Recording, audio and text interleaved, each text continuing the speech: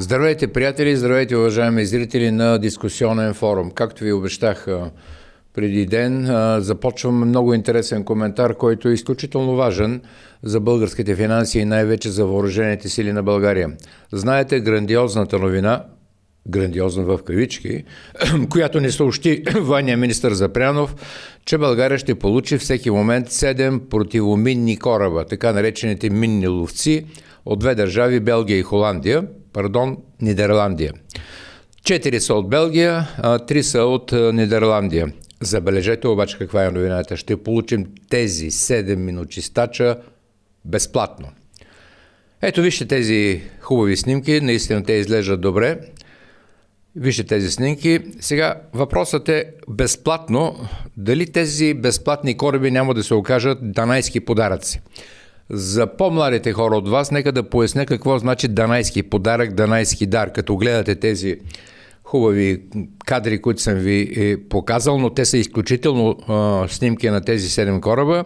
Данайски дар, който вие не знаете, да ви припомня, това е легендарния дървен кон, който е подарен от данайците, т.е. разбира и гърците на троянците в град Троя, в който били скрити войници, които след вкарването на коня в града отворили вратата на крепостта през нощта, гърците влезли и знаете какво се случвало с защитниците на града в преносен смисъл. Данайски дар е злокобен дар, предателски дар, дар от неприятел, който знаете как завършва, който от вас е гледал Троянската война, ако не е чел Омир. Но да видим основните характеристики на тези минни ловци и дали те наистина са безплатни за България. Започваме, като гледате тези фотоси. Те са проектирани специално за откриване и неутрализиране на морски мини. Общо построени са в тези две държави, плюс Белгия, Франция, Нидерландия. Общо, значи Белгия, Франция, Нидерландия. Над 50 кораба, забележете, в периода 1970-1990 година. Значи това не са бойни кораби или фрегати за бойни действия от висока интензивност, както казват специалистите, а това са специализирани кораби за противоминна борба. Те са важни, много важни за безопасността на морските пътища и защитата на флота, но те имат един много голям минус. Първо, те са предоставени безплатно на България. Това е политическо и военно решение между страните, членки на Северноатлантическия пакт. Цената е 42 милиона евро, но тези 42 милиона евро се дават за ремонт, за модернизация, за възстановяване на пълните способности на корабите през следващите 4 години. И как ви звучи думата възстановяване? Тази дума възстановяване включва технически ремонт, подмяна, обновяване на системите, интеграция с съвременните стандарти за НАТО и оборудване, които знаете от преди 30, 40, 50 години са били съвсем различни. И най-важното, обновяването включва снабдяване с резервни части. Тези 42 милиона евро, които ние ще платим за ремонт, ще трябват още поне, според специалисти, поне 10 милиона евро за резервни части. Пак да казвам за плюсовете, да ги повторя още веднъж. Повишават противоминната способност на военно-морските сили на България, тъй като, както знаете, особено след войната в Украйна, която продължава в момента, минните опасности в нашия регион са наистина реални. Но пак се връщам на минусите.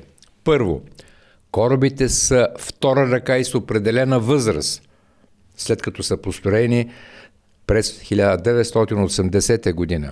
Второ, за да станат, повтарям, напълно оперативни, годни, ремонтът и модернизацията са задължителни, което е заложено в бюджета, както ви казах, от 42 милиона евро.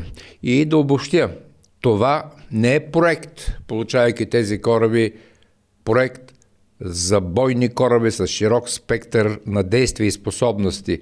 Това са специализирани съдове само за минолов, както се казва на военен език, и за обезвреждане, но не кораби за бойни действия. Те могат да откриват мини, да работят в плитки води в Черно море, да участват в операция на НАТО за разминиране, но те нямат системи за противовъздушна отбрана. Те нямат системи за борба с подводници. Нямат системи за бой с надводни кораби. Това са инженерни кораби, а не бойни платформи. Подходящи ли са за Черно море, ще попитате вие. Между другото, много военни експерти зададоха този въпрос, тъй като идват от държави, които са над Атлантическия океан. И отговорът е един: не са за Черно море, както казах, тъй като са стари. И второ, само ако ремонтът е реален, а не усвояване, тогава ще са годни за експлоатация. А при война с висока интензивност на огъня, тези кораби 100% не оцеляват. С тези кораби, да го кажа така, България не изгражда флот, а поддържа минимална функционалност на своите военноморски сили.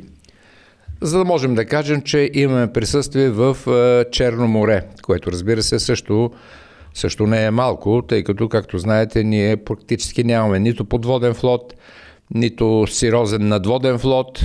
За това ще стане дума след малко, но спомняте ли си преди колко години купихме, преди 10 години купихме едни стари фрегати и тук вече поради корупция или бездействие, скоро в нашото студио беше изнесено това, нашите хора забравили да купят така наречените трансформатори, които обръщат ток от 220 волта на 110 волта и са поддържали агрегатите с работа на самите мотори. И по този начин техният ресурс е бил изчерпан за няколко месеца. Тоест за няколко месеца агрегатите, моторите са работили за снабдяване с електричество, а не от пристанището с трансформатора, който обръща, който е бил не повече от 300-400 хиляди долара стойност, но ние, за да се спестим тези пари, сме натоварили моторите, агрегатите и по този начин практически сме ги ликвидирали. Едва ли сте чули нещо повече по тази тема в България? Сега, на финала да кажа по тази тема, че получаваме наистина стари, но полезни кораби, които вършат работа. Както се казва, такива работи, в такива случаи малко, но от сърце и нищо повече. Но те не ни правят по-силни в Черно море, а ни правят по-малко безпомощни. Това е особено важно да се каже. Един въпрос задавам към всички вас, които си купувате стара кола, втора ръка. Вие бихте ли си купили втора ръка кола от Германия, от Франция, откъдето се сетите в Западна Европа, ако след покупката се налага незабавно да смените или да ремонтирате основно мотора, да не кажа най-малко клапаните, ако ще трябва да ремонтирате основно шасито, тъй като имате опасения за шасито, и ако ще слагате, например, нова климатична инсталация, бихте ли взели такава кола? Естествено, че не. Вие бихте взели кола, която веднага може да се използва и с минимални ремонти по време на използването на нейния експлоатационен ресурс да правите корекции и ремонти. А ние го правим с кораби срещу 45 милиона лева. И сега втората тема, която показва също едно наистина безстопанствено мислене, така по времето на социализма се говореше, а сега се говори за корупция. Знаете, че преди една седмица министърът на отбраната господин Запрянов отново ни сюрпризира с приятна новина. Пристигат в България новите бойни американски машини Страйкър. Вижте тези хубави бойни машини. Тези снимки са много добра илюстрация. Страйкър, тъй като през 2024 година, някъде по средата, Министерския съвет одобри проекта за купуването на бойните машини Страйкър за хората, които са служили в армията. Това са БТР-ите, американските БТР-и от САЩ на сумата от $1,5 милиарда. Да кажем, около 3 милиарда лева. Но тъй като вече сме в евро, вие сами може да направите обръщането от долар в евро. Държавният департамент съответно одобри този износ за 183 бронирани машини Страйкър на стойността, която ви казах преди малко, и обаче прави едно уточнение. Те не са произведени в Америка, те са произведени в Канада, което едва ли има някакво значение, тъй като стандартите за качество сигурно са едни и същи. И като казах качество, се питам, тази телка не е ли капан за наивници? И тук вече се обръщам към експертите, които вече са изнесли мнението си по този въпрос и надявам се в следващите дни те отново да припомнят, както припомниха през 2024 година на тогавашният военен министър, слабите страни на тази сделка, не само цената. Става дума за бронята на страйкерите, които страйкери в Украйна се оказаха силно уязвими и според някои украински военни, не според някои, според повечето украински военни, които използват страйкерите на бойното поле на Украйна, те не дават почти никаква защита, за разлика от старите руски БТРи на екипажа в тези машини. Сега, тази сделка също като корабите няма да донесе модернизация на българската армия, на сухопътните сили. Ма вижте го този страйкър още веднъж как добре изглежда, а в същото време военните експерти казват, че първо цената е много висока, тъй като имахме много изгодни оферти от Финландия и от Франция, много по-ниска цена, а в същото време защитните способности са много ниски. Няколко причини има, поради които България не трябваше да купува точно тези машини, или ако купи точно тези машини, не трябваше да плати тази висока цена от $1,5 милиарда. Първият най-очевиден капан, както ви казах, е неприлично високата цена, която е над 2 пъти по-висока от по все още действащия и неотменим от българския парламент проект за инвестиционен разход. Тоест парламентът даде 2 пъти по-ниска цена, но ние, някои хора в българският политически живот, за да се откупят от американците, платиха 2 пъти по-висока цена, за да купим тези страйкери, а не френските и финландските бойни машини, наречени БТРи. Сега тази същата компания, американска компания, която разбира се, както казах, произвежда в Канада тези бойни транспортьори, се опитват да не убедят, че сумата не е толкова голяма, тъй като страйкър е модерна машина. Но какво показват данните на страйкъра?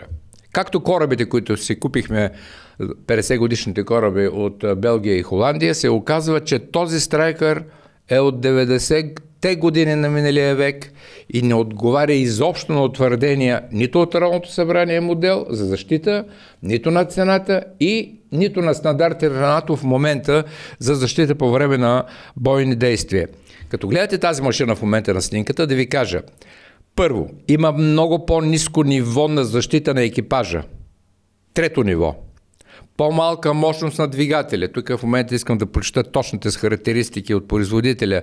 Мощността на двигателя е 360 конски сили, а трябва да бъде почти 500. По-слаба маневреност. И сега най-важното. Боеприпасите за основното 30 мм оръдие, мисля, че се вижда на снимката, то е много малко, могат да се доставят само от Съединените американски щати поради специфичните изисквания, които изключват всякакво коопериране с български производители. Между другото, това важи и за боеприпасите на американските танкове Абрамс. И това не е всичко. В случая на страйкър, предлаганите противотанкови ракети, с които ще бъдат оборудвани машините, са с далекобойност 2,5 км. При това са лазерно насочени и с пряка видимост. Според военни експерти това е огромен недостатък на бойното поле и не случайно във военната комисия на Народното събрание военните експерти казаха, че обсегът на действие на тези системи е минимум 4 км, а не както е сега 2,5 км. И освен това те трябвало да бъдат с електрооптично насочване, което позволява прицелване отвъд границата на видимост. Така че като гледате тези хубави снимки, не забравяйте тези минуси на машините. И отново ще повторя, основният минус обаче, освен цената, че е почти 2 пъти по-висока, основният минус е тънката броня, почти хартия, която буквално ги изпепелява. След удари, които им се нанасят, в случай конкретни от руските оръжейни системи. Сега няма да влизам в детайли, че вместо с конкурс, който да се гарантира най-добрата оферта, Министерството на отбраната преди година и половина заложи на директни двустранни преговори само с един доставчик. Нали разбирате защо? Както с F-16, както каза Цветан Цветанов, само един доставчик, тъй като това е политическо решение, за да имаме много тесни връзки с нашия стратегически съюзник Съединените американски щати. Когато решението е политическо и на двустранна основа, конкурс няма и следователно се избира не най-добрата оферта, а най-удобната оферта за управляващите. Дори не става дума за комисионна, според мен. Дори не става дума за комисионна и не мога да предположа, че американците ще платят на васалите си в България някакви комисионни. По-скоро става дума за откупуване на хора с болни съвести в България. Те са двама-трима, знаете ги много добре кои са. Сега да видим как в други държави купуват, други натовски държави, купуват същата бойна техника. Пак казвам, БТР ги наричам аз, бойни машини за пехотата ги наричат по натовските стандарти. Да направим такова сравнение.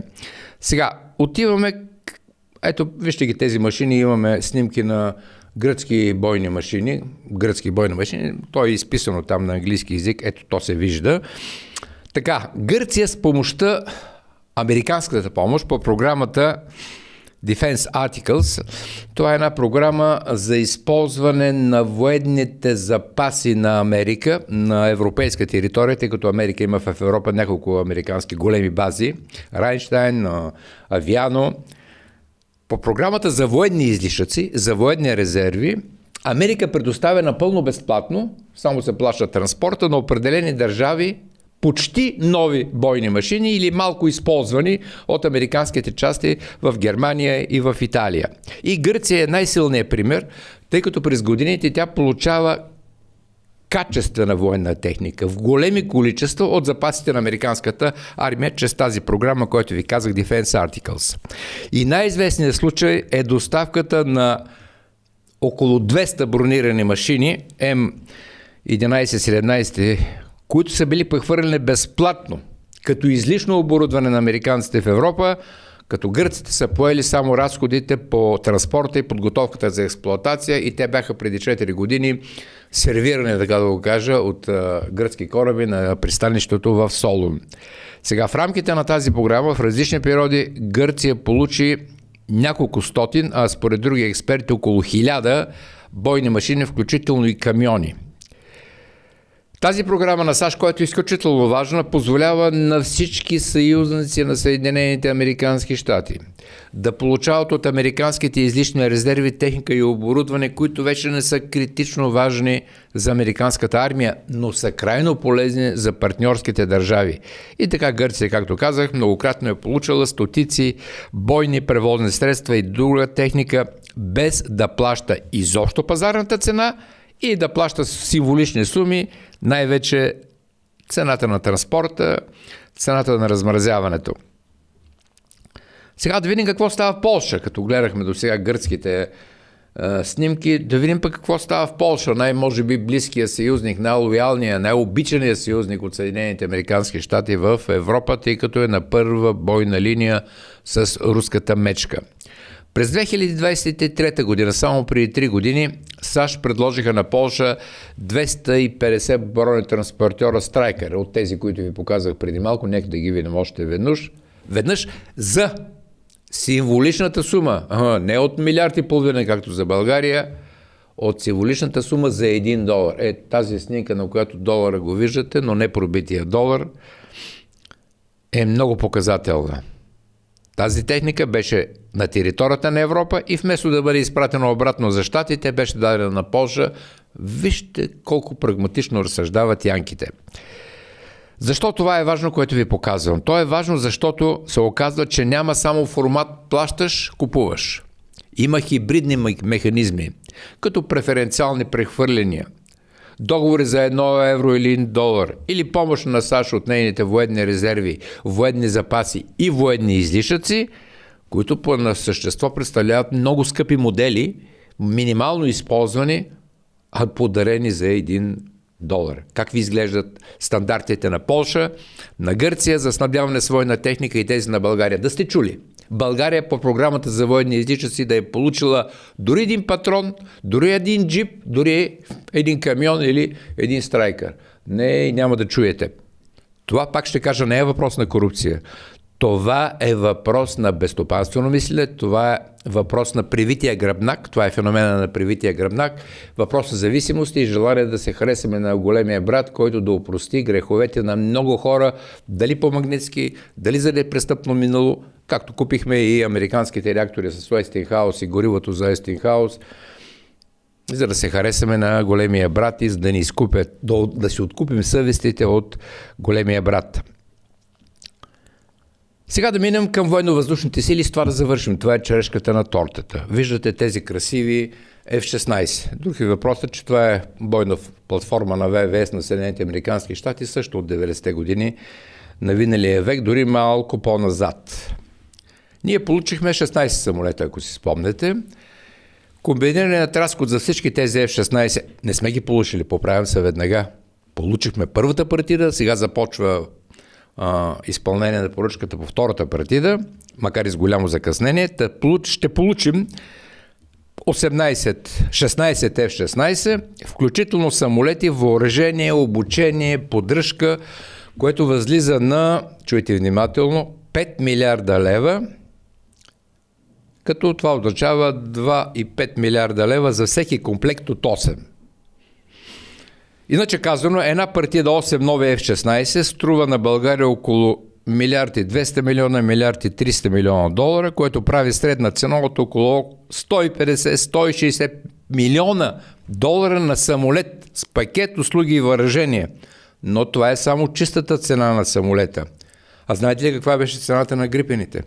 Които грипени не изискват изобщо специална писта, която се прави на Граф Игнатиево за 400 милиона лева, които могат Грипен да излетят от пистите, съществуващи в момента на Граф Игнатиево, Враждебна и на други места, могат да излетят от магистрала, тъй като техните въздухосборници, така наречени, им позволяват, докато при F-16 е точно обратното. Пистата за F-16 трябва да бъде гладка като заледено езеро. Да няма едно малко камъче дори, тъй като може да се случи това, което често пъти се случва, ако пистата не е изчистена и не е буквално изметена с метла.